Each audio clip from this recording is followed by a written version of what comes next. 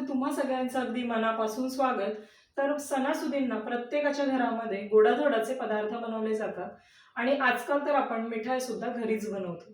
तर आज आपण बघणार आहोत बंगालची स्पेशल किंवा अतिशय फेमस असणारी मिष्टी दोई कशी बनवायची ते। तर बऱ्याच जणांना मिष्टी दोई बनवण्यासाठी जरा अवघड वाटते, त्यामुळे आपण बाजारातून विकतच आणतो। पण जर या पद्धतीने तुम्ही फॉलो केलं तर तुमची मिष्टी दोई सुद्धा अतिशय टेस्टी आणि छान होईल। चला तर मग सुरुवात करूया।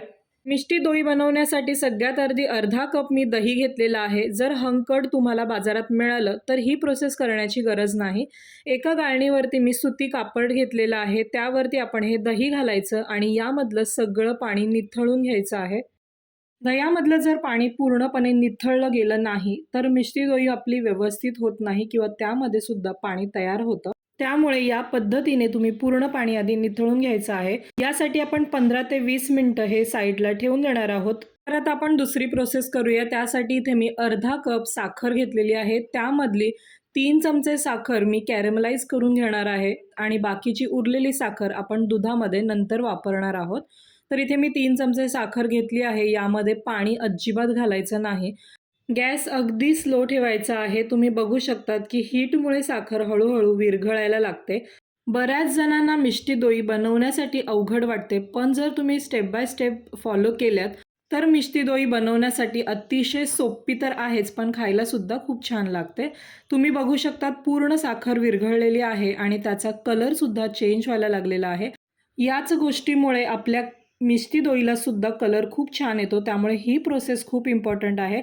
तुम्ही बघू शकता शुगर कॅरमलाइज झालेली आहे। यामध्ये मी 1 वाटी दूध घालते। इथे मी दूध कोमट केलेलं आहे, म्हणजे इथे मी गरम करून थोडंसं थंड दूध घातलेलं आहे। त्यानंतर तुम्ही बघू शकतात की दुधाला सुद्धा याचा खूप छान कलर आलेला आहे। ही शुगर जी आहे ते आता या दुधामध्ये आपण पूर्णपणे विरघळवून घ्यायची आहे। त्यानंतर यामध्ये आपण दूध घालायचं आहे। इथे टोटल मी अर्धा लिटर दूध वापरलेलं आहे, म्हणजे आधी जे वापरलेलं ते 1 कप आणि आत्ता जे घातलंय ते असं टोटल मी अर्धा लिटर दूध वापरलेलं आहे आणि जी उरलेली साखर होती ती मी यामध्ये आता घातलेली आहे। आता हे दूध आपल्याला आटवून घ्यायचं आहे, अगदी घट्ट बनवायचं आहे।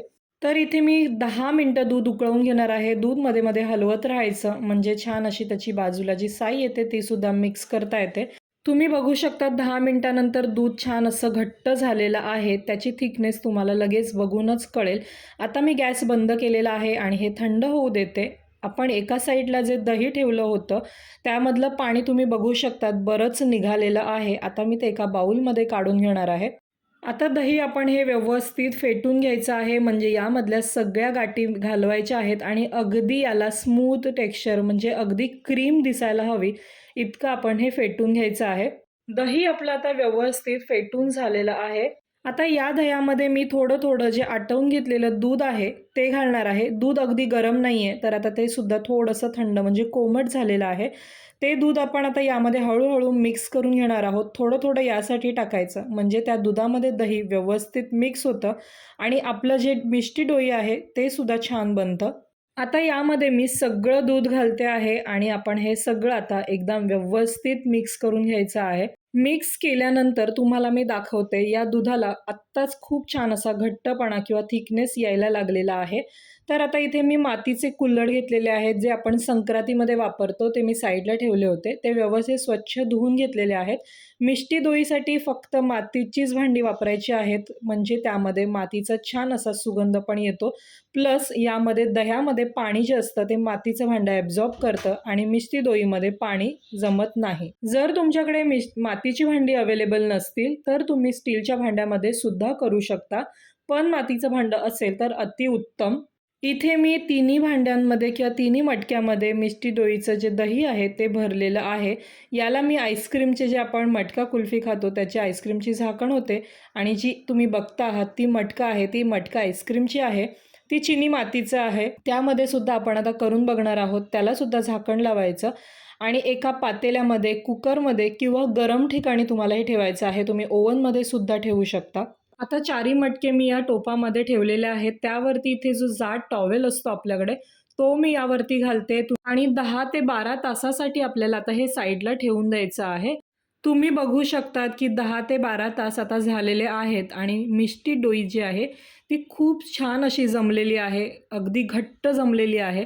आता याला आपण पुन्हा एकदा फ्रीजमध्ये ठेवणार आहोत. मिस्ती दोई जी आहे ती थंड करून छान लागते, त्यामुळे फ्रीजमध्ये सेट व्हायला ठेवायचं आणि मग सर्व करायचं. खूप छान मलाईदार मस्त अशी मिष्टी डोई आपली तयार झालेली आहे.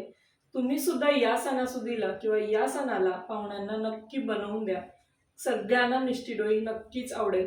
तुम्ही सुद्धा मिष्टी डोई या पद्धतीने करून बघा. कशी होते ते मला कमेंटमध्ये कळवा आणि जर माझा व्हिडिओ आवडला असेल तर प्लीज व्हिडिओला लाईक, शेअर आणि सबस्क्राईब करायला मात्र विसरू नका. भेटूयात अशाच आणखी नवीन व्हिडिओ सहित. तोपर्यंत धन्यवाद.